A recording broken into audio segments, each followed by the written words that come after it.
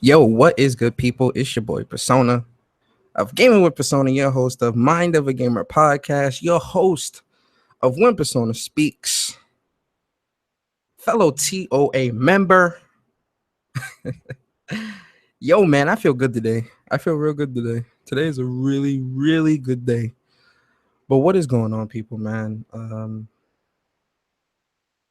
It's Wednesday, man. It's Wednesday. I'm still trying to think of a good I'm still trying to think of a good like opening, like a good opening phrase to really compliment when Persona speaks.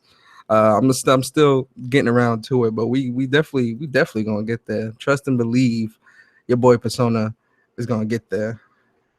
But yo, with that being said, man, I want to thank everybody for coming through to When Persona Speaks episode 8. Yo, we on episode 8, man. We climbing the charts, man. We climbing, man. What are we on? We on this week makes episode 25 of When Persona Speaks. I mean, not When Persona Speaks. Episode 25 of Mind of a Gamer. And then today is episode 8 of When Persona Speaks.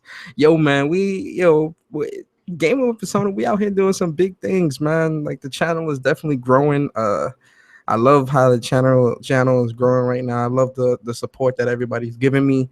Um, I love. I'm into this, man. I'm into this. I definitely want to see my channel grow as big as possible, as large as possible, man. So yeah, man. Make sure you guys share out my videos, like, comment, subscribe. Tell your friends, tell your family, tell your brother, tell your sister, tell everybody you know that yo, man, you gotta go check out Persona, man. That dude is man cool, man. Support his channel. Hashtag support. But yo, man, yeah. So we are on episode 8. Yo, EJ, what is good? Yo, Goku, Garuda, what is good, fellas? Thank you guys so much for coming through. So we are on episode 8. And with episode 8, man, this is gonna be a good one because there was a lot of news to come out this week. I've been watching a lot of YouTubers talk about this Gamescom. It's funny, man, because with Gamescom, I wanted to talk about it on Sunday, like literally right after Gamescom was over. I wanted to talk. I wanted to talk about it, but I was like, you know what?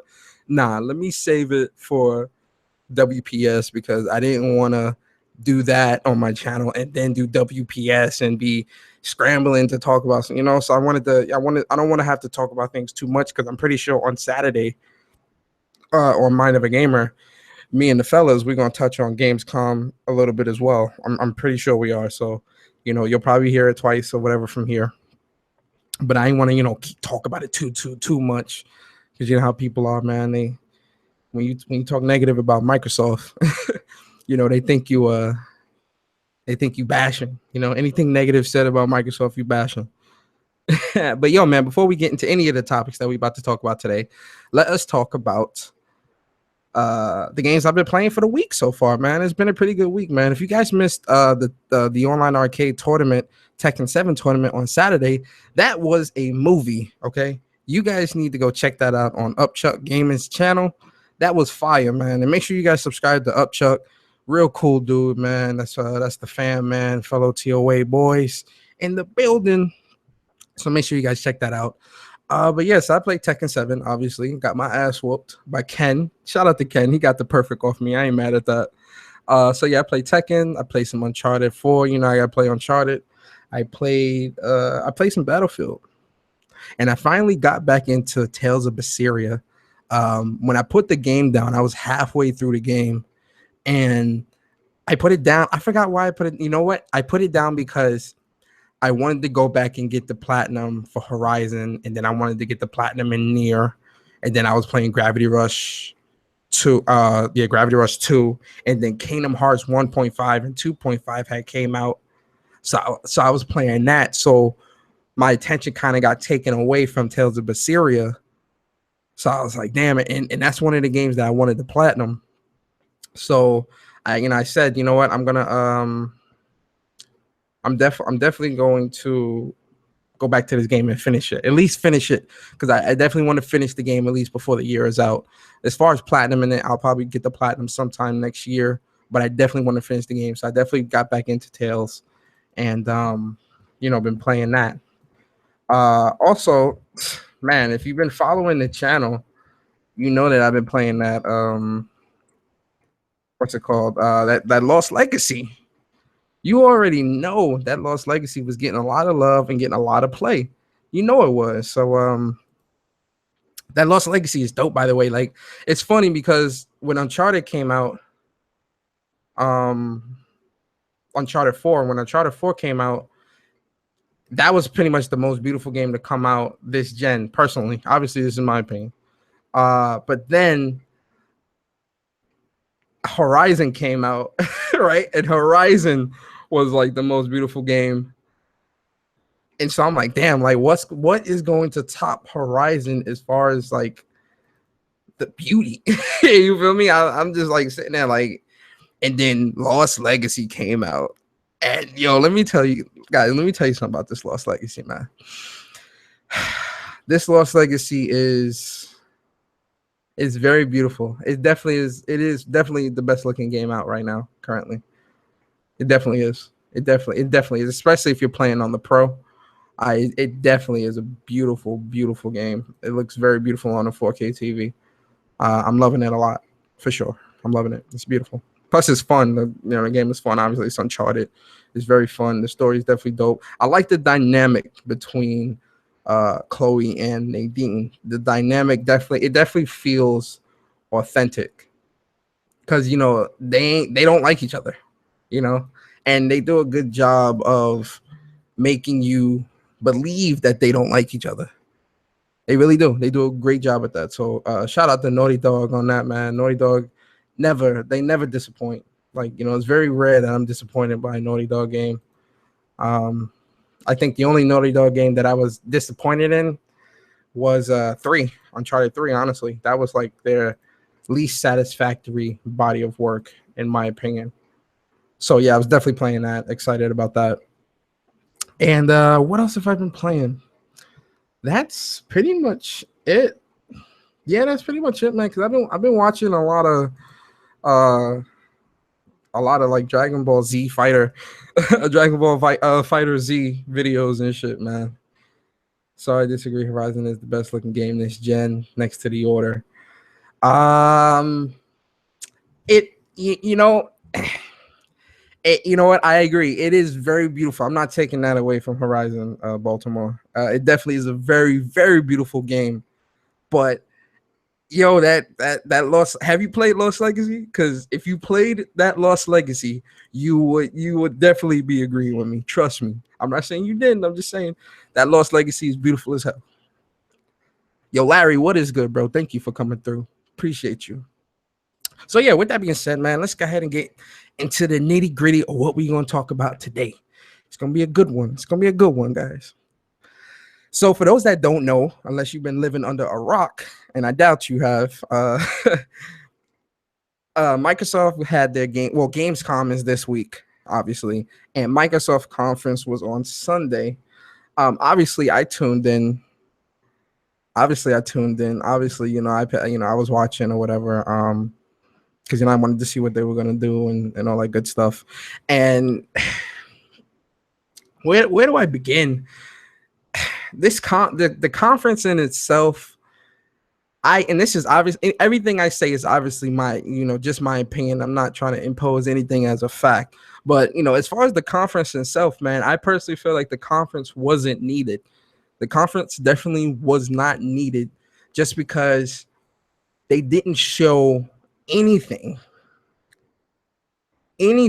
that was conference worthy, if that makes sense. Normally when these conferences are held, they show they show different things. They show a variety of things, but there's always like those megaton announcements that people show at these conferences, as far as Nintendo, Microsoft, and Sony. And with this conference, it was really like much more the same. There wasn't anything new outside of that Jurassic World Evolution, which is like a build 'em up game. At first I thought that was exclusive, but come to find out that's multi-plat. So because when I was watching, I was like, oh shit, that's dope. That's exclusive. Like I legit thought that shit was exclusive. So, when I found out that was multiplayer, I was like, oh, okay, whatever. I mean, it didn't look appealing to me at all. Because at first, when I first seen that Jurassic World trailer, at first, like at the very beginning, I thought this was like a what do you call it? Remember the old school Jurassic Park games from on Super Nintendo and on PlayStation? I thought it was like that. I thought the game was gonna be like that, like on some action adventure type shit, like Turok or some shit like that. That's what I thought the game was gonna be like at first.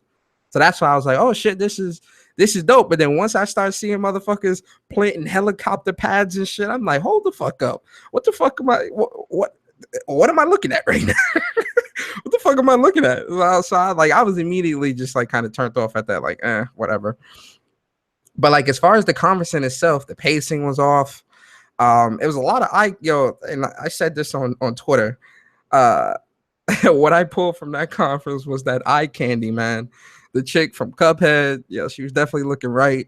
That other chick that was sitting with Aaron Greenberg, she was on point. And then the chick in the middle at the very beginning, they had eye candy all over the place.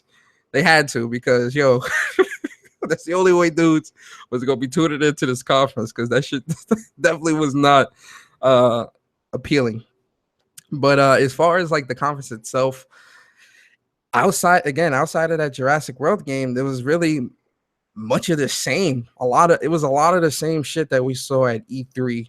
And then it's like it felt like this conference was done around like the announcing the pre-order of the Scorpio, which they kind of dropped the ball on that too, because E3 was when June. E3 was June, and now we are in pretty much the end of August. That's pretty much a 2-month gap, pretty much. Yeah, about a 2-month gap between E3 and Gamescom and when they announced the pre-orders. And it's like seeing that the pre-orders is up now, like they dropped a lot of time because a lot of momentum was lost. Personally, of course, I feel like a lot of momentum was lost because at E3 everybody was hyped up off that. Everybody was giddy off the damn E3 of them showing all those games. They had Anthem, even though some of these are a third party. Anthem. They had Metro Exodus and stuff like that. Having the pre-orders up and ready at that time would have been ideal because everybody was hyped. You had the impulse buyers ready, like people going crazy because they had E3. They seen all these great games, all these great announcements. They hide. Them endorphins in the brain is going crazy. So that would have been the ideal time to have the pre-orders up. Now we do know that the pre-orders wasn't up because there was something with the what was it? Not the FCC. Was it the FCC? It was something. There's something that had to do with them, with some components or something like that needed to be inspected or some shit like that was preventing them from putting the pre-orders out when they did. But I feel like that issue was resolved in a timely manner to where they could have at least put the pre-orders out in July. I feel the pre-orders for the One X could have been ready by July. I honestly do. By mid-July. If you can't put it out during E3 time, fine. By July, them pre-orders should have been up and ready to go. Because Gamescom pretty much felt like a glorified pre-order show.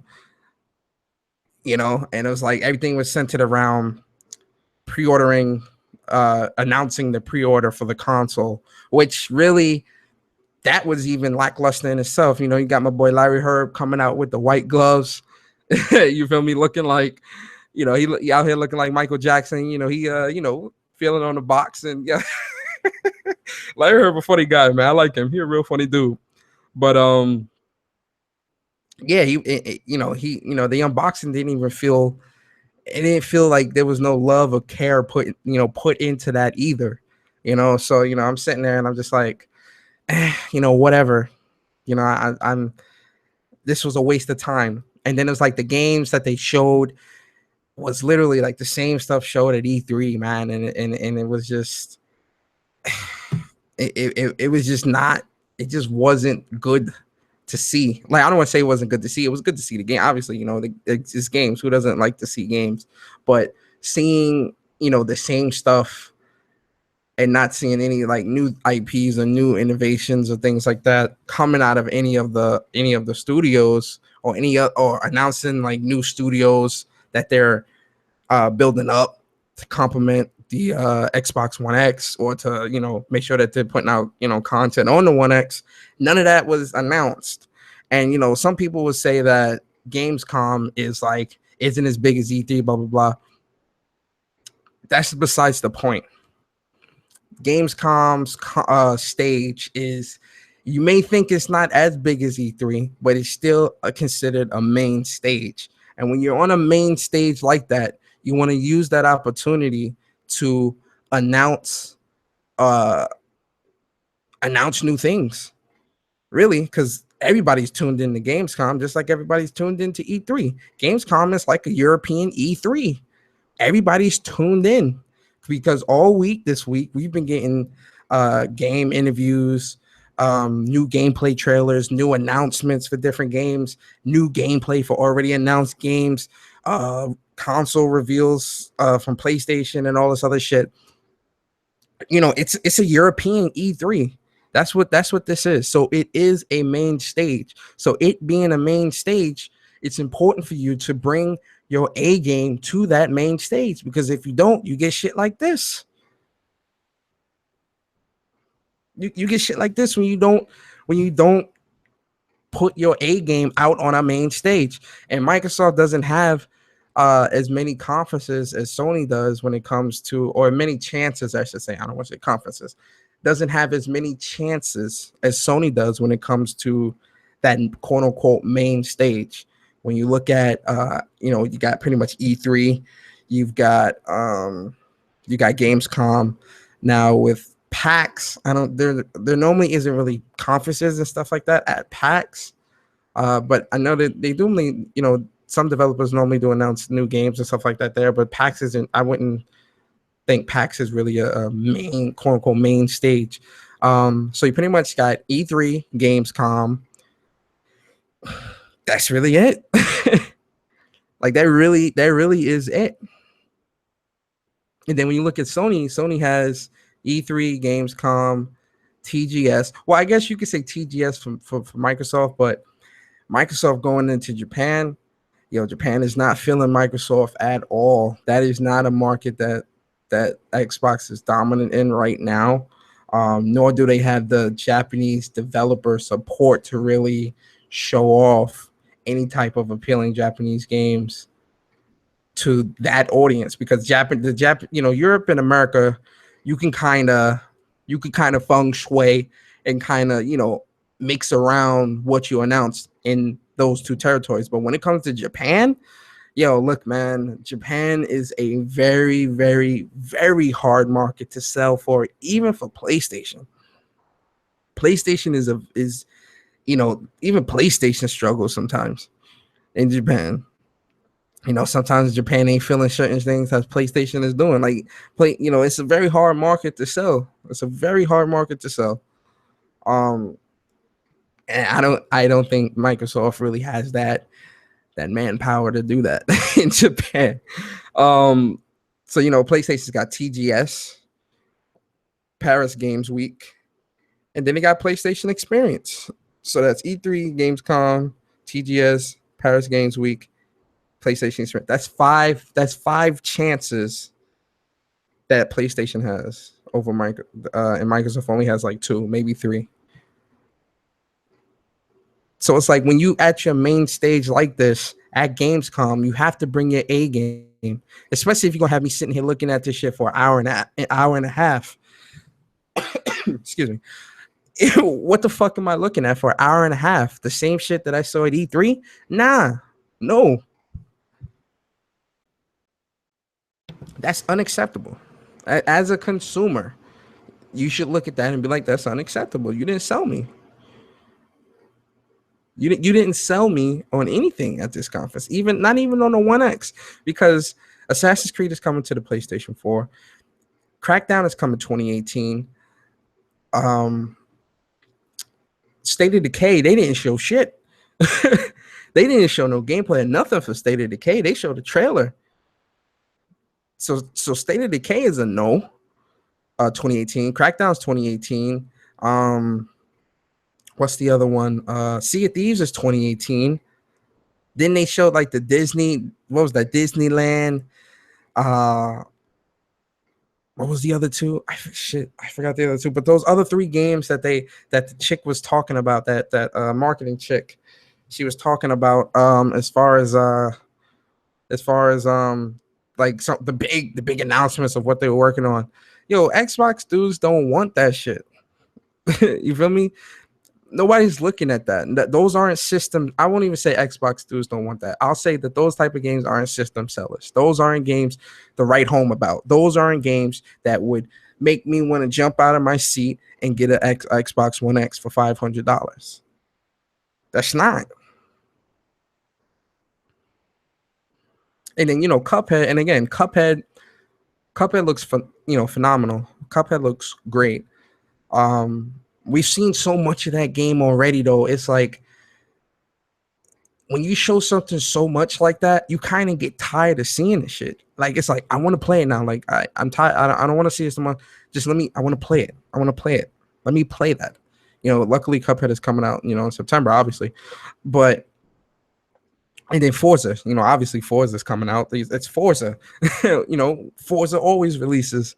So when you look at that lineup and when you look at everything that they showed at Gamescom, nothing that they really showed is enough to make you wanna go out and buy a One X.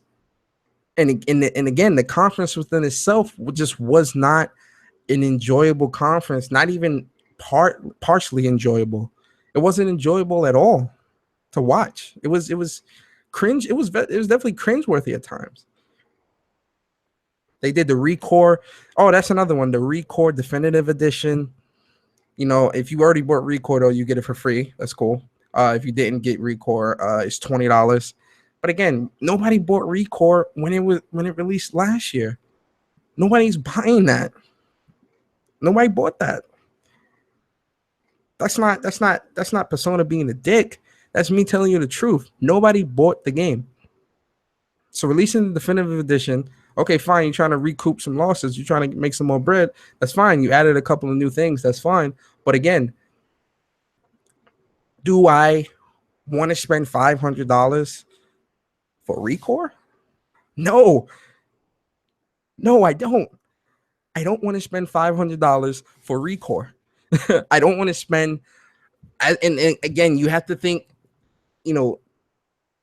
gamers, for those that are listening, you have to think about this not as somebody that loves Xbox or somebody that doesn't like Xbox, or as somebody that loves gaming or hates gaming. You have to think about this as a consumer. You have to think about this as the consumer that's in the store and you're looking at this $500 console and trying to justify the purchase. That's how you have to look at this. What pushes you to want to pick up the console? Gamescom did not sell me on why I need to go out and do this. Why you have to have an Xbox One X for the 4K, for the power. That power sale only works with a small demographic of people. That demographic of people are the people that you see on social media beating their chest about Xbox One X being the most powerful console. Because look at it like this. Statistics show that not many people own 4K TVs. Not many people are buying 4K TVs. Not trying to dismiss 4K. 4K is dope. 4K is nice. But looking at this conference and looking at how Microsoft has been doing things as of late, it looks and feels like Microsoft's investments, Microsoft's focus, Microsoft's everything has been focused on building the most powerful console for bragging rights. That's what this feels like. Like the One X feels like, oh, I'm betting you, haha, bragging rights. Like, haha, I'm betting you, you're weak. Like, that's what it feels like. It doesn't feel like a console made out of made with the mindset of, oh yeah, let me build this powerful console and let me also build experiences to go along with the console that will really entice people to want to pick this up. That like there's nothing there. Yo, Super Jamaican, what is going on, bro? Yo, big shout out to Super Jamaican, man. He a big fighter game guy. He supports Upchuck Gaming's channel. He's subscribed to my channel. I'm very appreciative. So big shout out to Super Jamaican, man. Thank you for coming through. They might do like 250,000 all consoles combined for November, but they about to catch an L to a lot of marketing from Sony and Nintendo. Yeah, yo, Jamaican, this is 100% true. I was just about to get into that. Part of the reason why the One X is a fail, it's not because of the power. Again, the One X is a powerful console. I'm not trying to dismiss that or take that from anybody or anything. The One X is a powerful console for sure. But again, what makes a console unique? It's the content that's on it. It's the content that's on the console. We've seen this time and time again. You know, Nintendo is normally the butt of a lot of jokes, but Nintendo they sell software. They sell software. People buy Nintendo games. People go crazy for Nintendo. People go crazy for Nintendo. Look at the goddamn SNES Classic Edition. Motherfuckers is beating down the door trying to get that. Look at the Switch. You can't find a Switch nowhere. Look at the sales of the 3DS. The 3DS graphically looks like shit compared to the Vita. The Vita looks better graphically than the 3DS, but the 3DS is killing it. Why? Because the 3DS has more appealing games to a more appealing audience.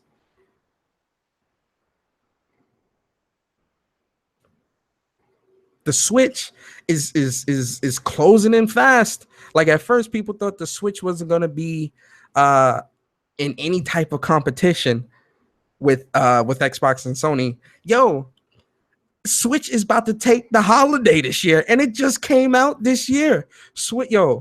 I'm going on record to say the Switch will win this holiday for sure. They're going to win over Sony and Microsoft. It's going to go Nintendo, Sony, and then Microsoft. You put me on record saying that. I think it was the 90s because in the 90s, the Sega, was it Genesis? I forget which one it was, but one of the Segas was more powerful than the Super Nintendo. But the Super Nintendo had more and better games than the Sega.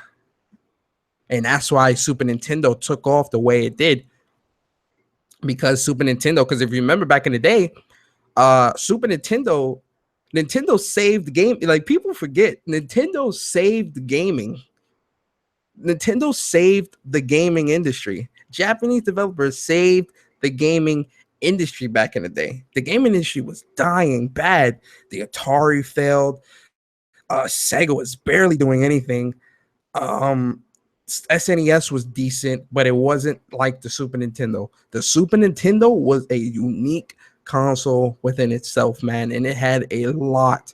And when I say a lot, it had a lot of amazing games on that system.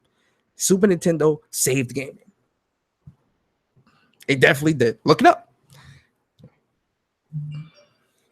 So it's like when you look at what Nintendo does, and when you look at what Nintendo is capable of, the power argument kind of goes out the window. And again, I'm not, we do have the Pro, we got the One X.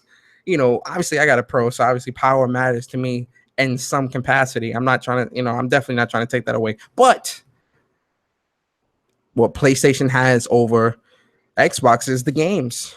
the Japanese games, the exclusives, third-party exclusives, the crossplay. It has everything.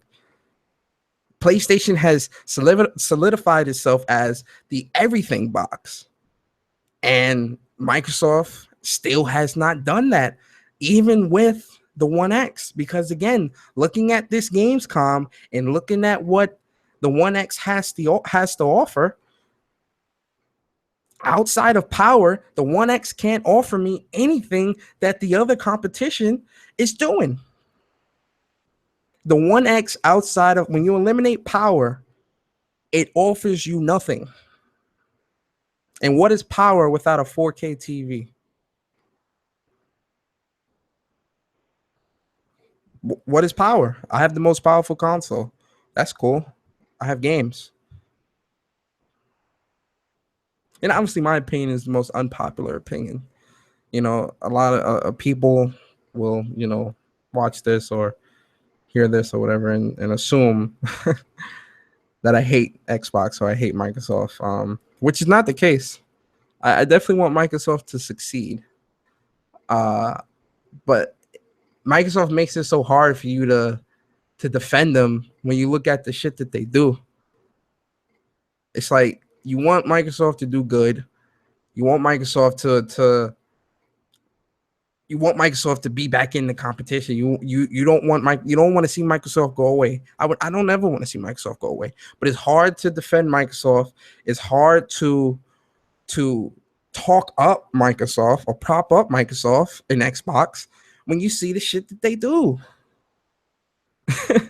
Look at this year, for instance, man. This year has been bad. Like, even with Cuphead coming out and Cuphead on the horizon, Cuphead is phenomenal. Cuphead is great. I'm gonna pick it up, but that's not a system seller. That's not that's not enough. And a lot of guys will say, oh, well, we've got third party. So do I. So does everybody. Third party doesn't excuse you from putting out exclusives that set your console apart. Third party is there for third party. It's there. Multiplats are there. They're supposed to be there. They're multiplats. It's easy to say I have multiplats. Everybody does. Everybody has multiplats. Everybody doesn't have exclusives.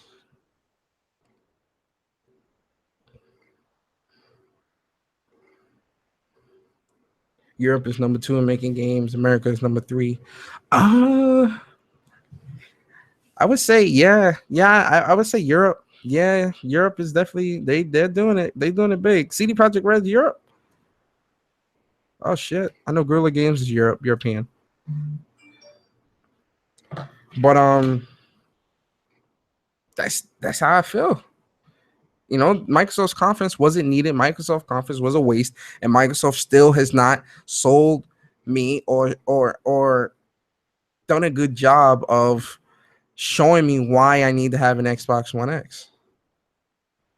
Better multiplats is fine, but I want shit that sets my console apart. I want to be able to brag about these exclusives. And then, like, the shit that they were saying, like, some of the things they were saying during the conference was just outright fucking weird. Like, and I get it. Aaron Greenberg, God bless him. Yo, God bless Aaron Greenberg, man. Real talk. But this guy is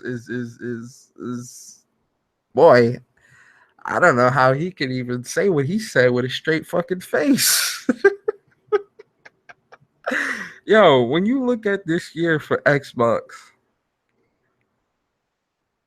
and you look at what they put out, you got Halo Wars 2. And so Halo Wars 2 came out in February. So March, April, May, June, July, August, September. That's 7 months. 7 months without an exclusive. And then we get Cuphead. Cuphead come through. That come out in September, and Forza. So you telling me between February and September, That's 3 games. That's 3 exclusives. That's 3 games, whatever. And then what's the other one? Super Lucky Tail, which was what's that? A port from a VR game or some shit? Yo, Humvee, what's good, bro? Thank you for coming through. They asked for power, and that's what they gave them. Yo, Larry, I'm gonna get into that in just a second. What you talking about? That's part of the topic. Trust me, we're gonna lead into that. Um, so my man Aaron Greenberg said, "Oh yeah, we brought you Halo Wars 2 in February. We bringing you Cuphead and Forza in September. Super Lucky Tales launching with the One X, and then we then he said we got Crackdown and Sea of Thieves and all this other shit released. Then we got exclusives releasing in spring 2018.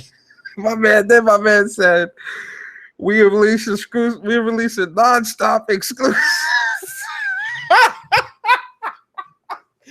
Yo, my man said we releasing nonstop exclusives. Yo, listen, guys, I wish I would have recorded myself. When he said that, my jaw dropped to the floor. I said, my man, what the fuck did you just say?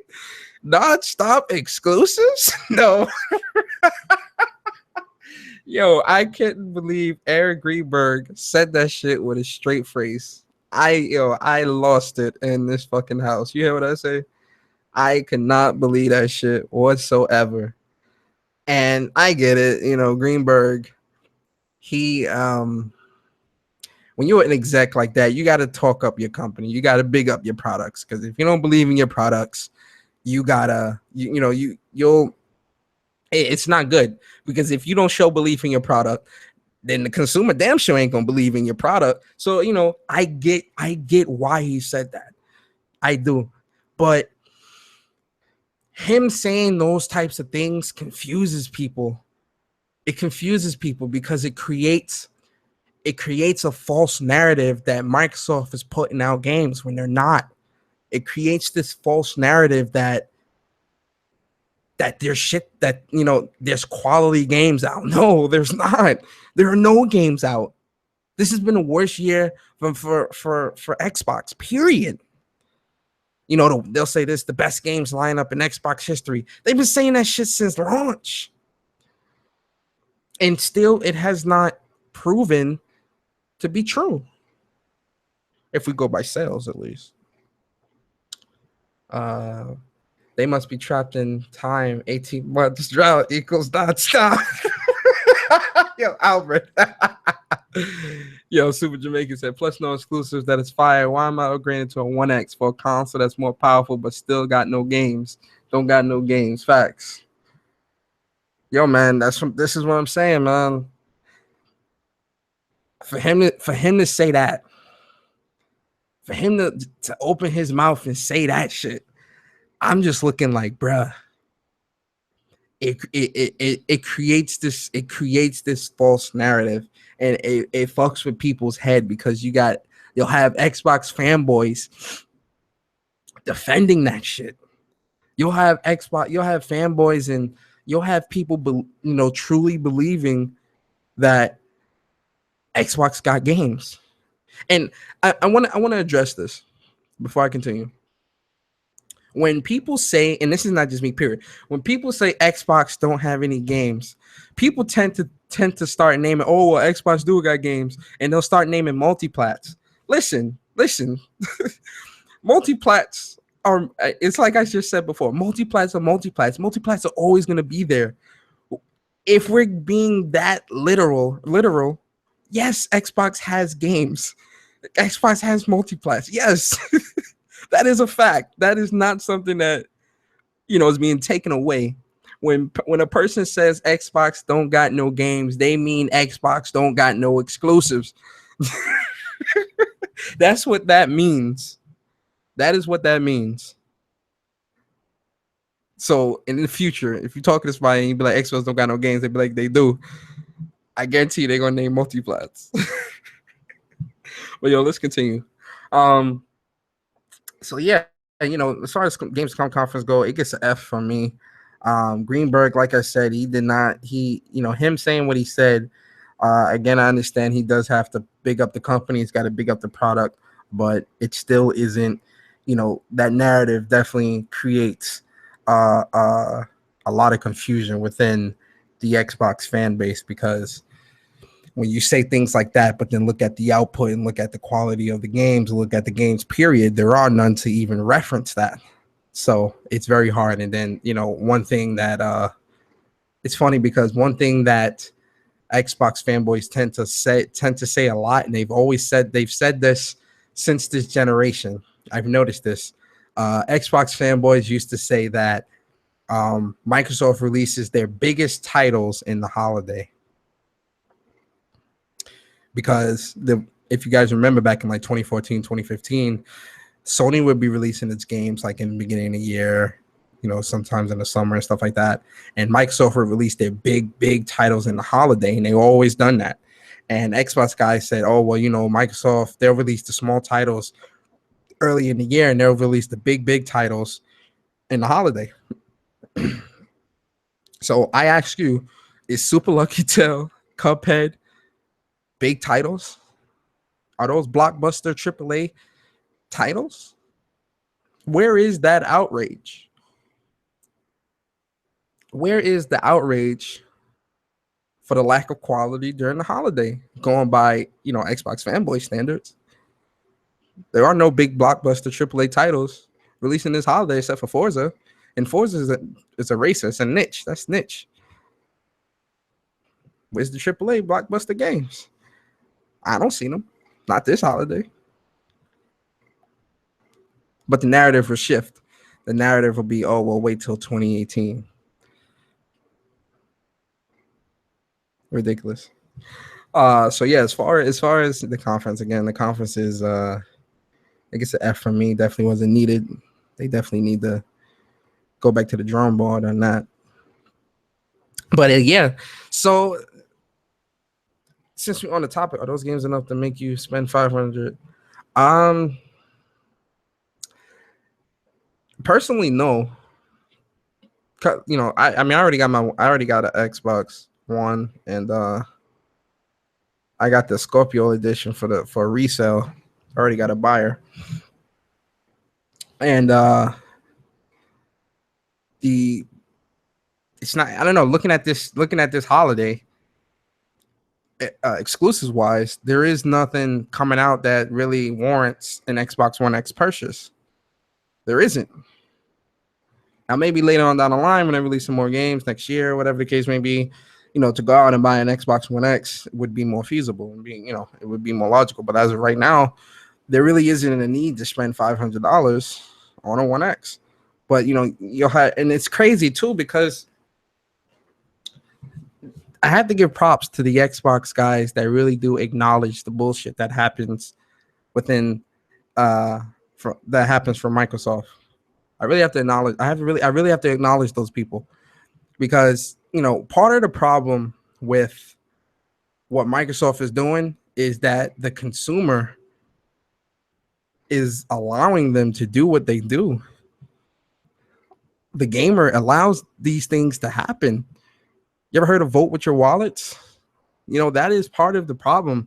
Part of the problem here with what Microsoft is doing, the focus being mainly on the power, the lack of third-party exclusive, games being canceled, games not being at the quality of how fanboys tout them to be, games not selling, all these different things that are happening around Microsoft is because you have gamers that aren't speaking up and say, and not game. I don't want to say gamers. No, you have the people that are the loudest are the ones that get looked at. They're the ones that you hear. The loudest one, the squeakiest wheel gets the oil, as they would say. One thing that's been seen all over social media for like a year now, a year and a half. It's been some time now. One thing that's been seen is, it's the power. The power is what matters most. They don't like, they hate Japanese games. A lot of Xbox fanboys really brought this on themselves with shouting from the rooftops of what they really wanted. They wanted a more powerful console. They wanted graphics. Graphics is what matter. Graphics matter more than gameplay. Graphics matter more than exclusives. Like, you know, Microsoft is doing this because a lot of the fanboys allowed this to happen. They allowed this to happen. Gamers that don't speak up and are truthful. And it's funny because, you know, it'll even be guys that don't think that the conference was good or don't like the games that are coming out or aren't happy with the Xbox right now, and they still won't say shit. They'll still defend the Xbox and say the Xbox is the best and, you know, it's got the best games and blah blah blah. Like, I'm pretty sure you can go up to an Xbox fanboy right now and be like, oh, you know, is the Xbox doing good? Yeah, the Xbox is the best. We got the most powerful console. Like, yo, what the fuck? Like, it's the in the back of their mind, they'll be thinking like, oh, you know, I'm not happy with my Xbox right now. I don't want to say the Xbox community because it's not the community, it's the fanboys, it's the extremists, it's the Xbox extremists that you see on social media and in Facebook groups, and the extremists that make some of their YouTube videos and things like that. You know, it's those people that create this narrative that Xbox gamers want power over exclusives, that Xbox gamers hate Japanese games, that Xbox gamers are happy with what Microsoft is doing right now. It's those guys that create that send off that narrative, because believe it or not, Microsoft, they pay attention to what people say. Believe it or not, they do. These companies do have a social media section of their company that scours social media all day, reading about what people are talking about with Xbox. Believe it or not, companies have these type of divisions in their company. They do research and development. That's not just for tech. That's also for interest, to gauge interest of what the public thinks. So if a YouTuber or you know, you got fanboys on social media shouting from the rooftops, you know, power, power, power, and they're accepting of, you know, the lack of quality of games that are coming out from Microsoft, especially this year, the guy that's looking at that on social media is going to go back to his boss and say, hey, well, Jack, you know, I was just on Twitter and, you know, I was looking at some tweets and, you know, the Xbox guys, they're really loving what we're doing with the most powerful console. He goes to his boss, and his boss goes to his boss, and his boss goes to Phil Spencer. You know, that shit is a chain effect. What you put out is what you get back. I believe in that, and that's in all aspects of life. What you put out is what you'll get back. So if you're constantly putting out negative stigmas about different games, if you're constantly putting out that single player games don't matter, multiplayer is the most important, replay value this, the most powerful this, all this other shit, what you put out is what you're going to get back. So what you put out with the negativity, what you put out with the crazy logic and the defending and all this other shit is why we're in the predicament that we're in now with Microsoft. A powerful console. It's like the Xbox One X is like, it's like a Bugatti. It's like a I don't want to say a Bugatti. It's like a luxury car, like a super duper luxury car. I'll say Bugatti. We'll say Bugatti. Xbox One X is like a Bugatti. It's beautiful. It's fast. You get all the ladies with this car. You're the man when you're in the Bugatti, but you only get 8 miles per gallon. Is that a everyday car? Is the Bugatti an everyday car? No, because you're only getting 8 miles per gallon. I'll be fine driving that Honda Accord. I'll be fine driving that Nissan Maxima where I'm getting 30 miles per gallon, where I'm getting 44 miles per gallon, where I'm getting, you feel me? I'm getting X amount of miles per gallon. and I'm getting everywhere. But you the man, you in the Bugatti. You the man. You the man 8 miles per gallon. You get what I'm saying? Yo, Biggs, you ain't buying no 1X. Oh man. But when you look at it, that's how it is. Because realistically, if you compare the 1X to the Pro, the 1X is better. Obviously, the 1X is a Bugatti, and the Pro is like the Pro is like a I'm trying to think of like a luxury car, but isn't that luxury? Okay, so the Pro is like a Range Rover, right? Very nice car. It gets decent mileage. Um, and the 1X is like a Ferrari or fucking a Bugatti or some shit like a Lotto. That shit nice as hell. That shit, boom, that shit go fast, all that. But that gas mileage is terrible. That fuel economy is a dookie. And put that concept into both consoles when it comes to their exclusives. The exclusives is seriously lacking. The system sellers for the Xbox One X are non-existent. But Xbox fanboys will look at this and be like, well, I'm getting the most powerful console, so I'm happy with that. And Microsoft looks at that and they're like, okay, we'll keep putting out we'll keep shoveling you this shit, and you just go ahead on and take it.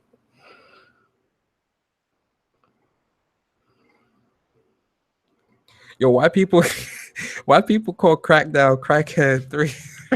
Y'all foul. That's funny.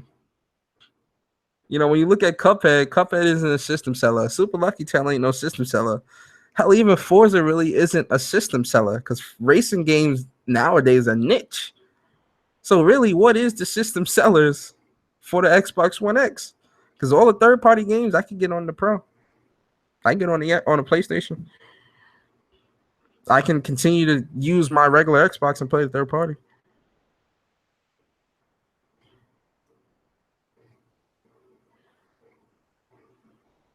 A couple information I have. One, with the Xbox division on a really tight budget, they can't buy more studios or publish more consoles exclusives. Dragon, if you're talking about the Xbox division hasn't been profitable. Yeah, Dragon, if you're talking about the stuff that Z Huge, that Daniel had posted, yeah, I know what you're talking about with that. And even with that, that kind of makes sense. And that kind of like brings it to perspective because you have a lot of guys that'll say, oh well, Microsoft is worth like $100 billion. And Microsoft, the company, is worth $100 billion. They don't have $100 billion on tap. The Xbox division can't write out no check for $10 billion and just magically, make things appear. But the money that they have been using, it's clear where it went. It's very clear where the investments for the money that they can use went. It's clear. Because we have the 1X, the most powerful console out, and no exclusives. So it's clear where the money went. I just hope that in 2018, they deliver. Because again, like I said, I don't want Xbox to go away. I don't want Xbox to fail. I don't want Xbox to cease to exist. I want Xbox to be there because Xbox keeps Sony in check, if that makes sense. Xbox keeps Sony in check. Because as long as Xbox is still around, Sony ain't going to be on their fuck shit. And we all know how Sony likes to get on their fuck shit. We all know this. Sony loves to get on their fuck shit. and be stupid about things. They definitely do. Sony, PlayStation, I love you, but fuck that. PlayStation get on they dumb shit. So, as long as Xbox is still around, PlayStation gonna play nice. Because PlayStation has a very bad history of being very arrogant about things, being very, thinking because they hot shit. They thinking they hot shit, thinking they shit don't stink, and they out here trying to do some fuckboy shit. But as much as some people may hate to admit this, we need Xbox. We need Xbox because competition is good. Competition is healthy. Competition is it's everything. Competition is very important. It's very important when it comes to business, when it comes to us as consumers. Us as consumers should welcome competition. Competition is good. Because without the Pro, we wouldn't even see the One X, I believe.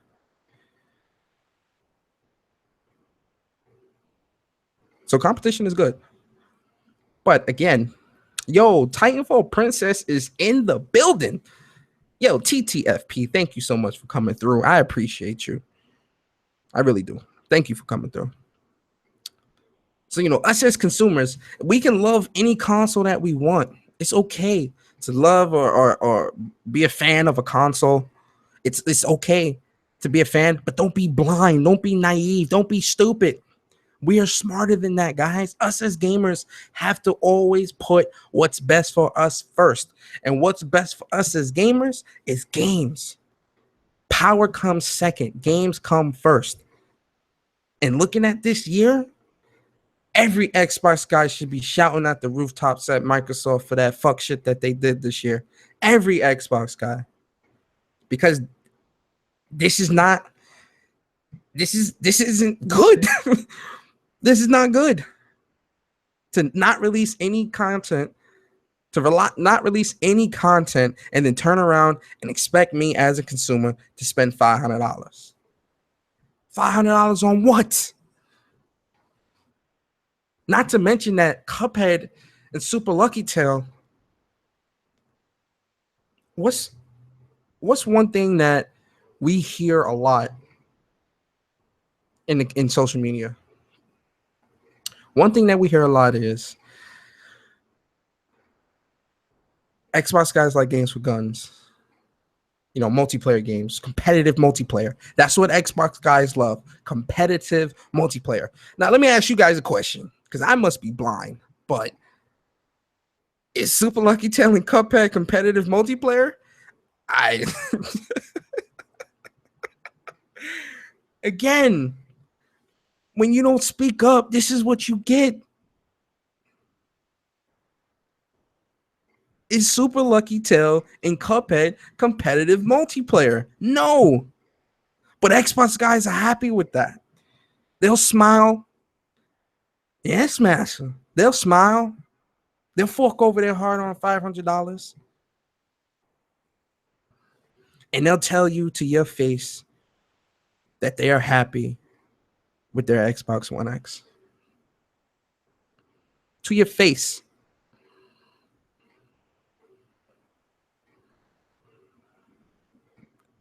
That's a problem. As far as I'm concerned, that's a problem.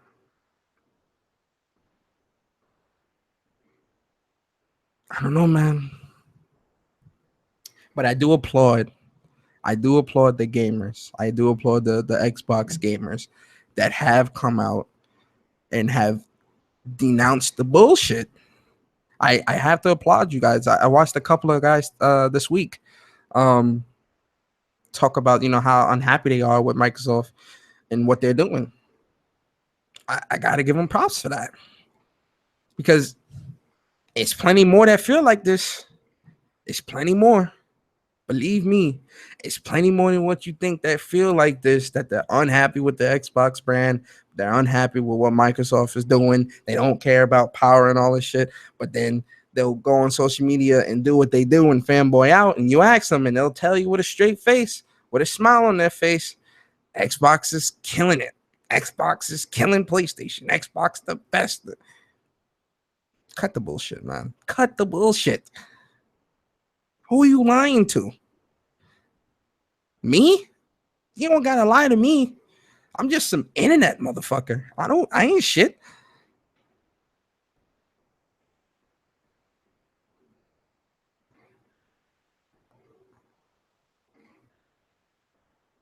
Yo, that's enough. Yo, Albert is on it, man, and they begging Sony to play the ponies. Yo, facts. Yo, we about to segue into that. But yo, again, shout out to the Xbox guys, the Xbox YouTubers that's out here calling Microsoft on their bullshit. Shout out to you guys, man. We need more Xbox guys like you. And you know who you are, the ones that's calling out the bullshit. You know who you are. The gaming community thanks you. Persona thanks you. So shout out to those guys, man. I ain't gonna name no names because I don't want there to be no favoritism. Like, oh, Persona, you favoritism. Nah, nah, nah. I ain't gonna name no names, but to any Xbox guys that listen to this, they know who they are. That denounce the bullshit. But moving on. And I was debating if I wanted to talk about this or not.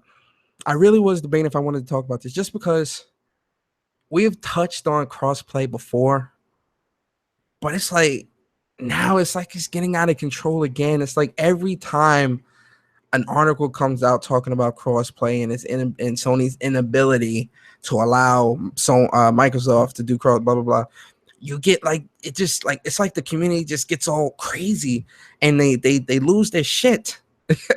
You feel me? And it's like, yo, listen. I hate that we got to go down this path, but we're going to go down this path. Crossplay. First off, crossplay. People that are saying Sony is anti-consumer for not allowing crossplay are out of their fucking minds. Okay, that's first off. Why? Because crossplay is not a necessity.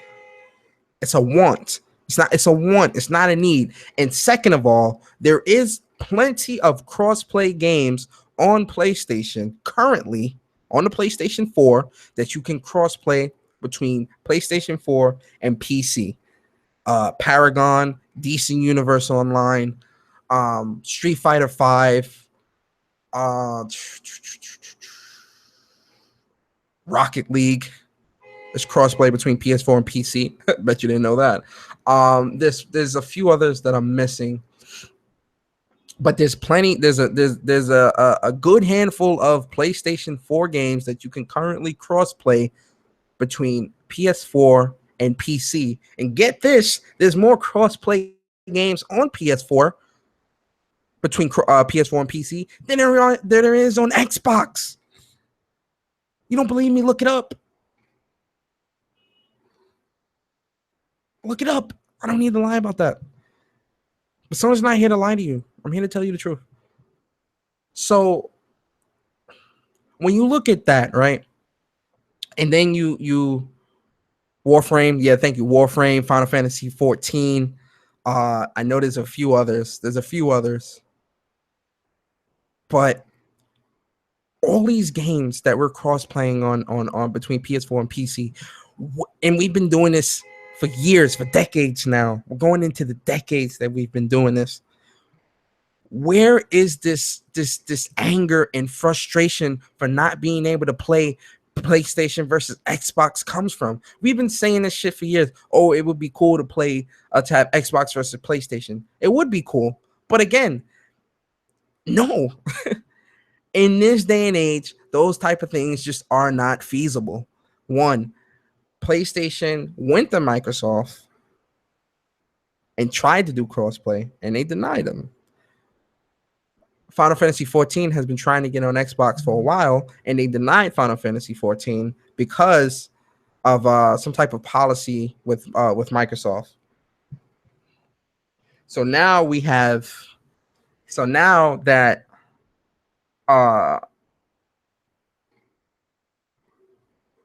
we have Garuda Rocket League is crossplay between PlayStation 4 and PC. Go look that up. That's why I don't understand the frustration that people are displaying. And so now the other game, this new game is let me see. Hold on, let me see. I'm sorry, guys. I'm sorry. Hold on. I just want to make sure that I'm right on the game. I don't want to give you guys no lies. I can't find the game. Oh, okay. Sony will not allow crossplay on Ark Survival Evolved between Xbox One and PS4. So this article came out a couple days ago, and this brought up the crossplay argument again of how Sony is anti-consumer, how Xbox is trying to is for the gamer. All this like bullshit. Hold on, I'm trying to pull something up. Rocket League. Rocket League. When queuing on online PC players can. Okay, here we go. Hold on, I got you guys because I don't want nobody to call me a liar. I'm about to share my screen. Hold on, what's this? What the fuck is that? Okay. All right, let me share my screen because I don't want you guys to be like, oh, Sony, you're not telling the truth. I tell the truth, guys. I would never lie to you guys. Trust me. Okay, I'm sharing my screen. All right, so platform differences. PlayStation 4 players see PC players with the PSY.net icon on the scoreboard and vice versa.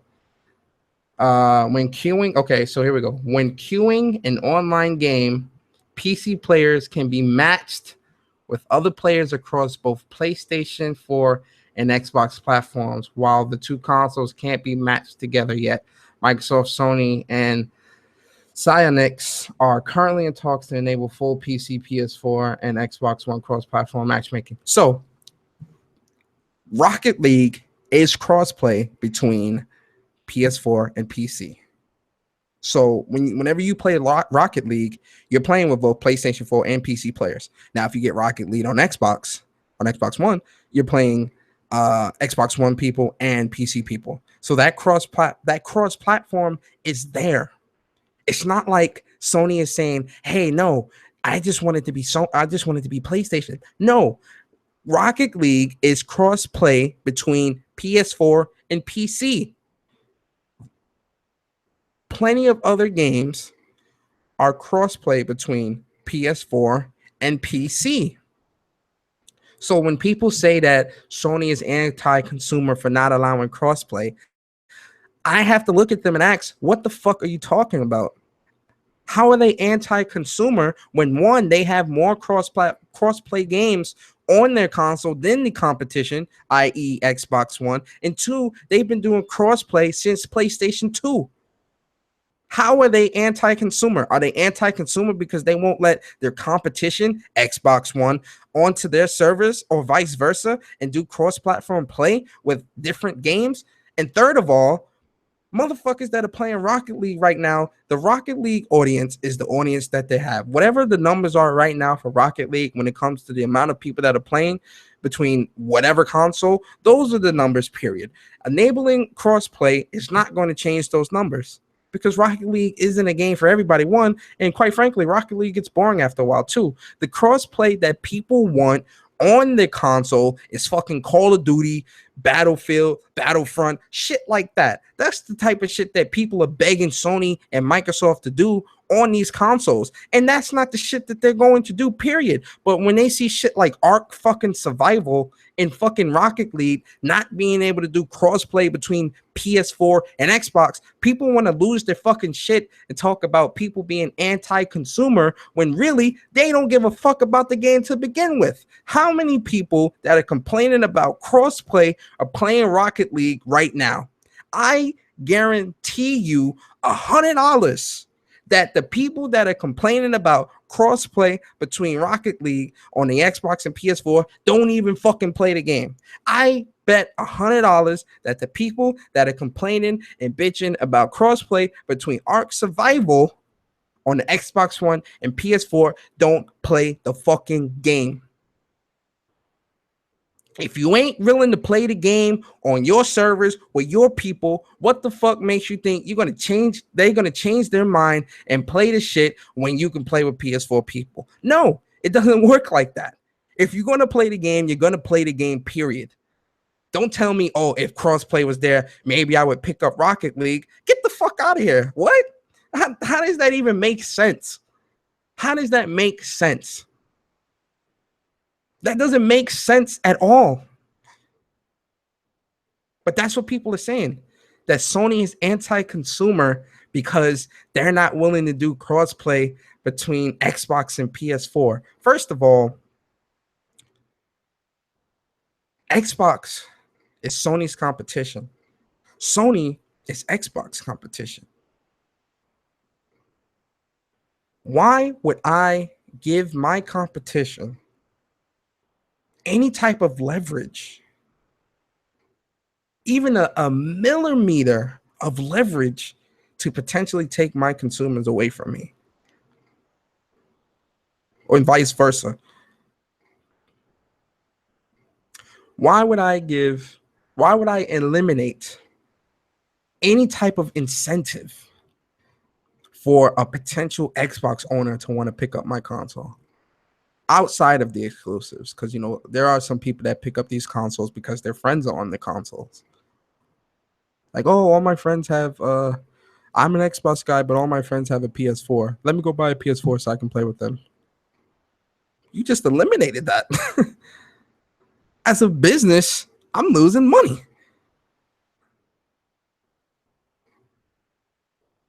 And, you know, let's not act like Sony and Microsoft ain't in the business to make money. That's what they're here for. They're supposed to provide a service and they get our money in return.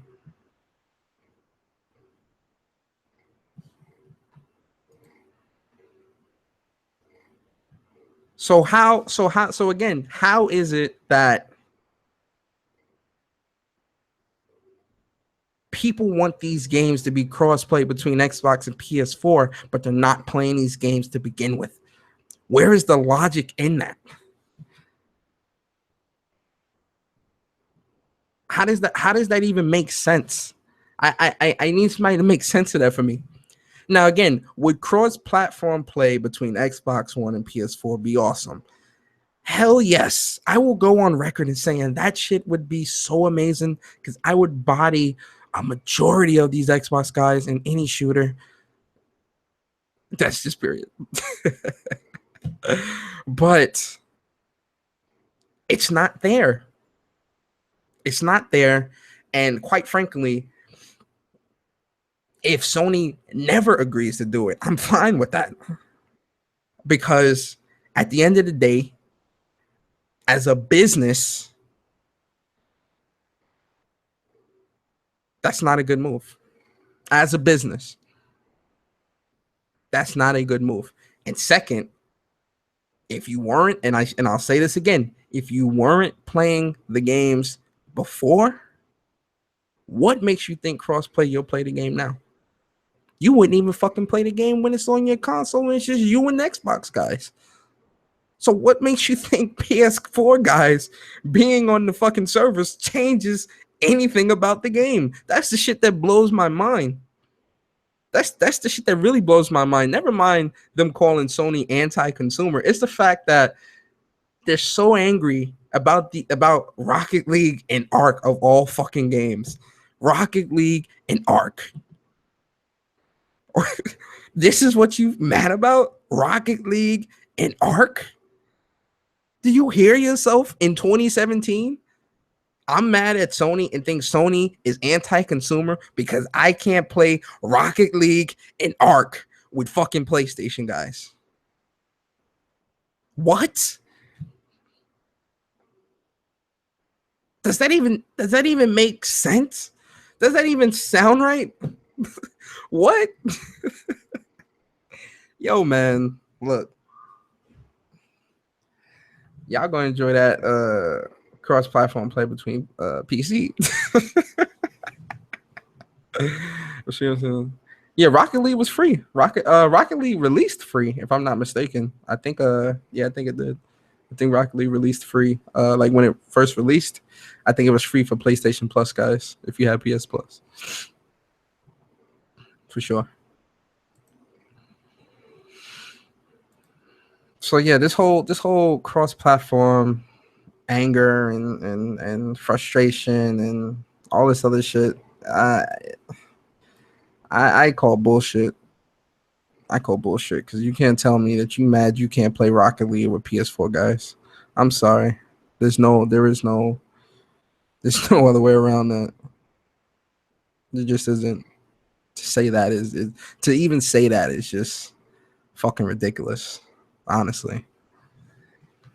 Um, but at the end of the day, this is what makes Sony anti-consumer.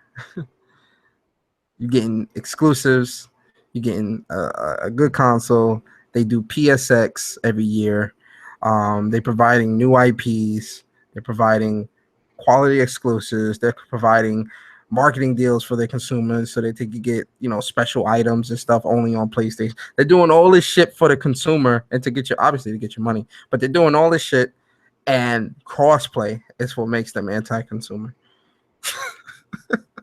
Crossplay is the red button. Crossplay is what sets you off. Crossplay is what makes you hate PlayStation. What? Never mind the exclusives and third-party marketing deals and PlayStation Experience and all this other shit that they do right. Crossplay is what makes you not being able to enjoy a Sony product. Crossplay on Rocket League.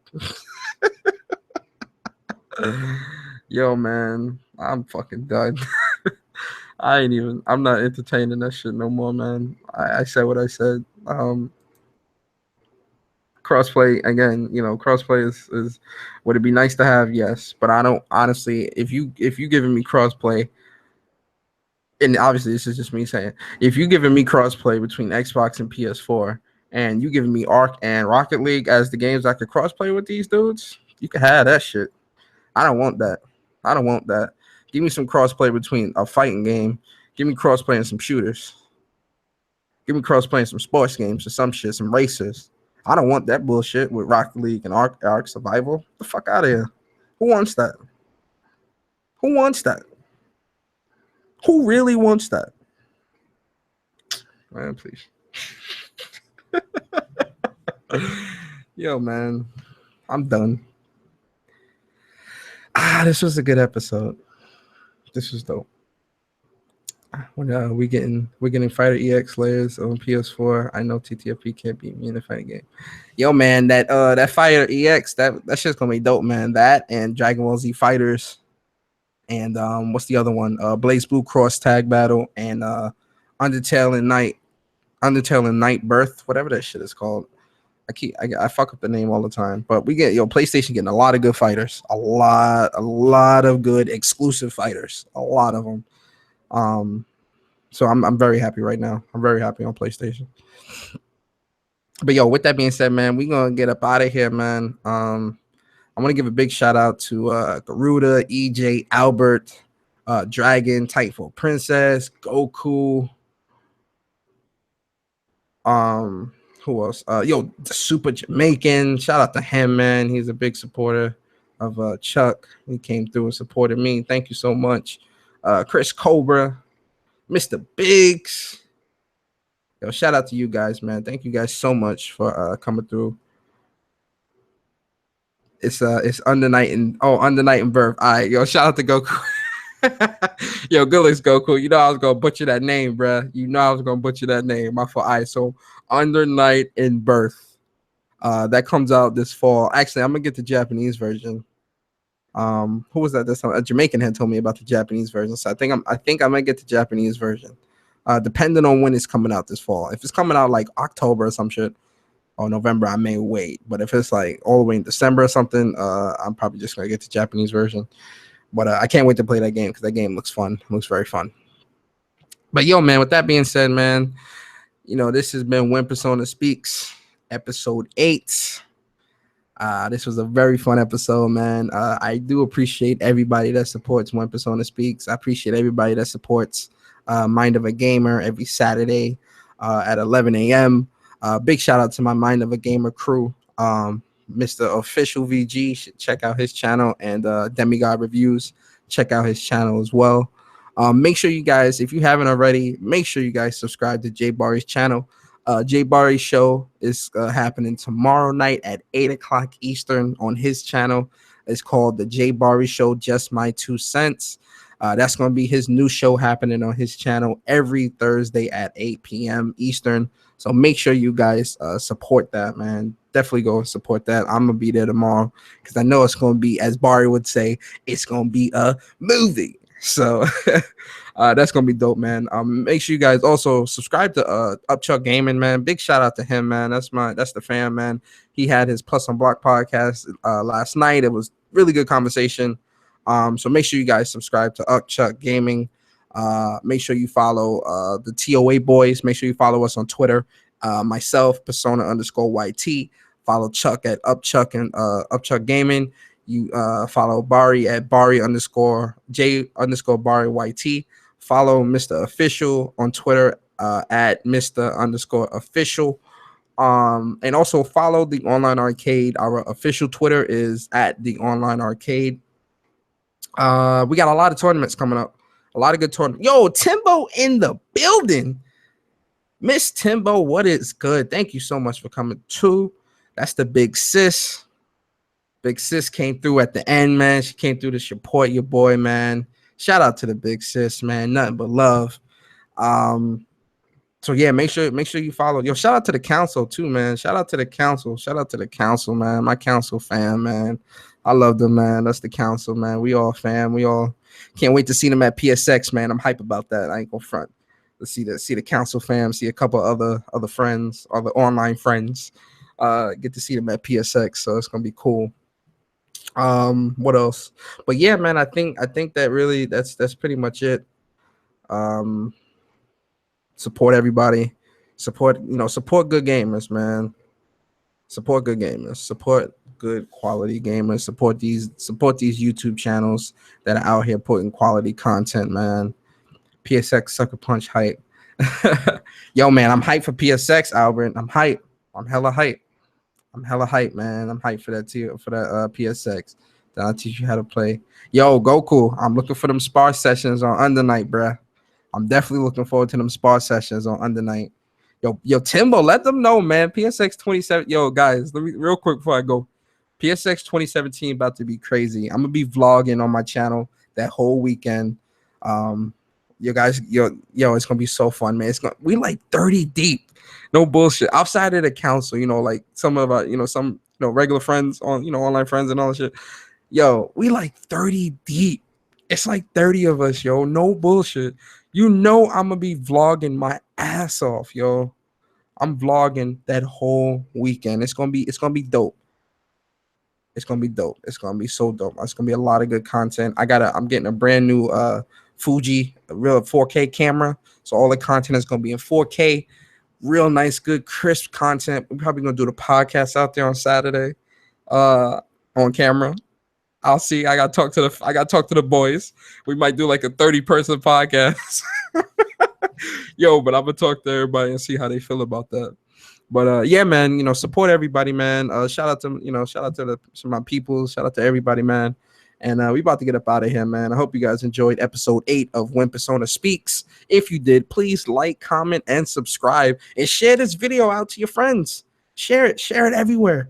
And make sure you hit that bell so that you know whenever I'm posting up more content, because there's plenty of more content to come. And with that, man, you guys have a great night and a great rest of the week. Peace.